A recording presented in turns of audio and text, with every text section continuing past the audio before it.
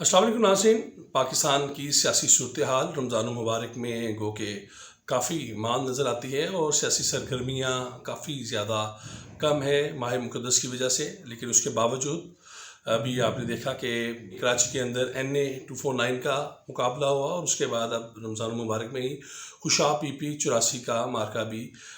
سر انجام ہوا، اور جس کے اندر کیونکہ NA 249 کا ابھی تک ان کا رزلٹ روکا ہوا ہے، لیکن PP جو 84 ہے اس کا رزلٹ جاری ہو چکا ہے، اور اس میں پاکستان مسلم لیگ نون وہ واضح طور پر اپنی سیٹ کو انہوں نے محفوظ کیا ہے، اور جو ان کی سیٹ تھی جو وارث کلو صاحب کی وفات کے اوپر دوبارہ اس پہ الیکشن ہوا تھا، ان کے صاحبزادے معظم شیر کے فتح کے اوپر وہ ایک مرتبہ پھر ان کے ہی پاس واپس آ گئی ہے۔ اس تمام صورتحال میں پاکستان کی سیاسی جماعتیں کہاں پر کھڑی ہیں، اور خاص طور پر آنے والے منزل نامے میں پاکستان مسلم لیگ نون کی قیادت کیا کر رہی ہوگی، گو کہ ابھی جتنے بھی ہم ضمنی انتخابات دیکھ رہے ہیں، ایک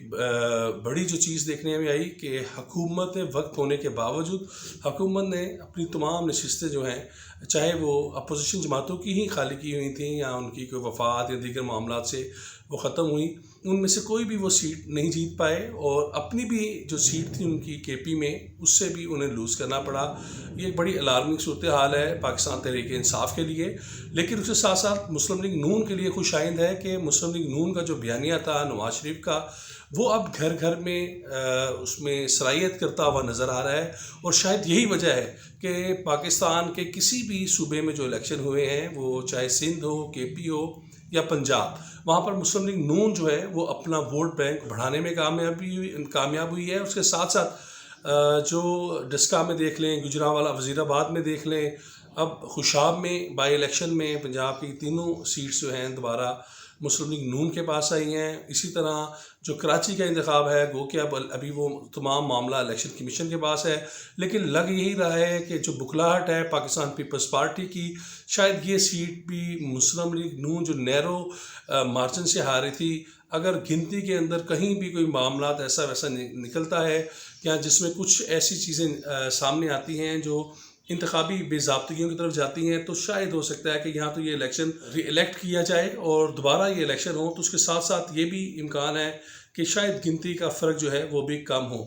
لیکن ابھی NA 249 کا تو مارکے کی بات بعد میں ہوگی، ہم پہلے PP 84 کی بات کر لیں۔ یہاں پر جو دیکھنے میں آیا، پاکستان کی جو تین بڑی سیاسی جماعتیں ہیں ان میں پاکستان پیپلز پارٹی، پاکستان مسلم لیگ نون اور جو تحریک انصاف ہے، ان کے درمیان مقابلہ تھا، لیکن مقابلہ جو دیکھنے میں آیا وہ پیپلز پارٹی اس تمام مقابلے کے اندر کہیں بھی نظر نہیں آئی۔ گو کہ PDM سے نکلنے کے بعد، اور جس طرح کہا جا رہا تھا کہ ہم جمہوری روایات کو لے کے چلیں گے، اور شاید ہمارا ووٹر ہے وہ یہ سمجھتا ہے کہ ہم اسمبلیوں میں نے اس بیانیے کو پیپلز پارٹی کے ووٹرز نے مسترد کیا ہے، اور شاید یہی وجہ ہے کہ 229 پولنگ اسٹیشن تھے، اور اس میں جو ابھی غیر حتمی غیر سرکاری جو نتائج ہمیں موصول ہوئے ہیں، اس میں صرف 235 ووٹ حاصل کیے ہیں پاکستان پیپلز پارٹی کے امیدوار نے۔ تو یہ ایک لمحہ فکر ہے۔ اس کے ساتھ ساتھ جو ایک بڑی ہم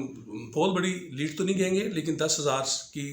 جو ہے لیڈ ہے پاکستان مسلم لیگ نون کے امیدوار کی، کیونکہ اپوزیشن میں ہے، حکومت کے ساتھ مقابلہ تھا، تو اسے ایک اچھی خاصی لیڈ کہا جائے گا، کیونکہ اگر جنرل الیکشن کی طرح الیکشن ہوں گے تو پھر بڑا واضح ہے کہ جو نواز شریف کا جو ان کا بیانیہ تھا وہی آگے بڑھے گا، اور شاید اس میں یہ لیڈ مزید آگے بڑھ جائے گی۔ لیکن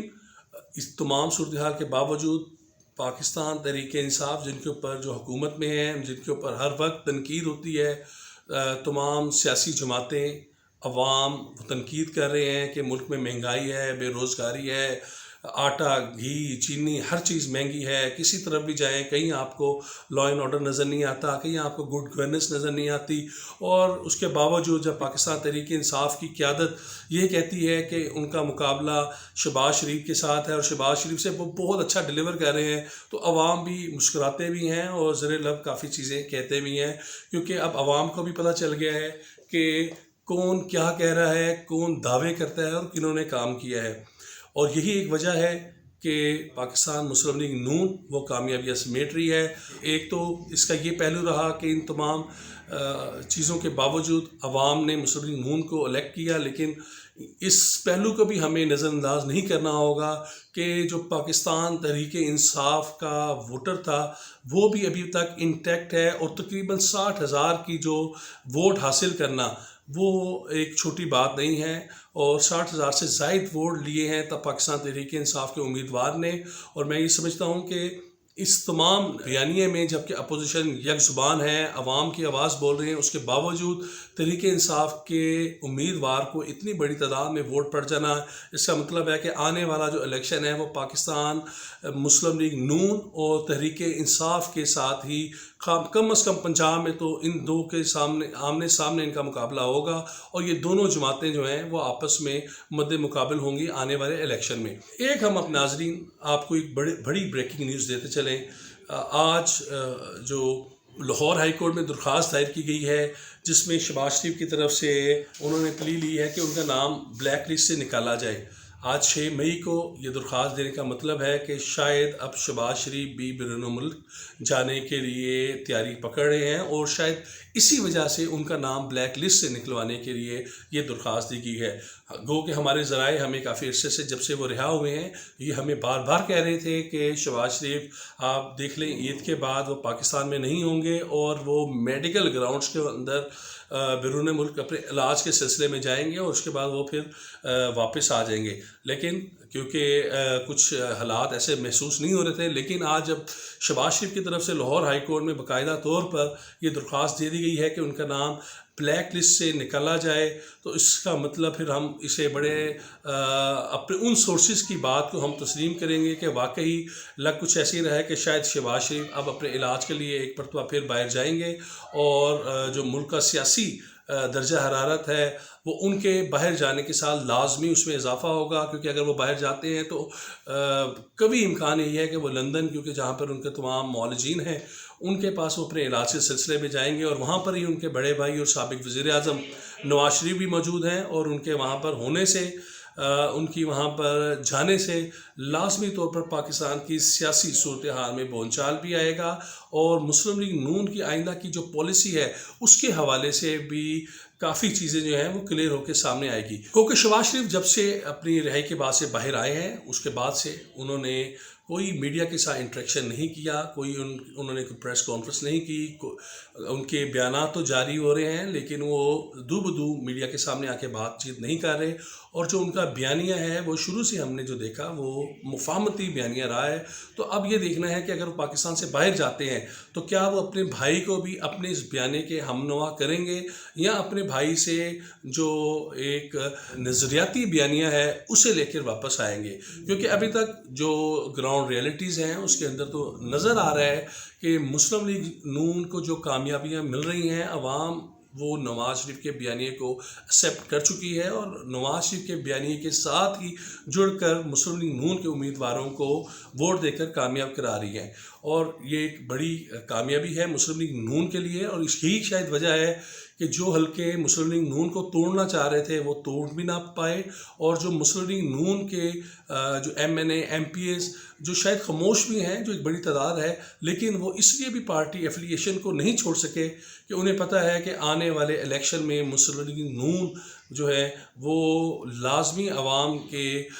ووٹ کے ذریعے اقتدار میں آ سکتی ہے، اور اس کا کبھی امکان بھی ہے، کیونکہ جو ہمیں اس وقت جو بائی الیکشنز میں جو موڈ نظر آیا ہے عوام کا وہ تو یہی بتا رہا ہے کہ مسلم لیگ نون ہی تمام سیاسی جماعتوں سے کم از کم پنجاب میں کافی آگے ہے۔ اس کے ساتھ ساتھ پاکستان کی سیاسی صورتحال پہ اگر ہم ایک نقطہ نظر دہرائیں تو تحریک انصاف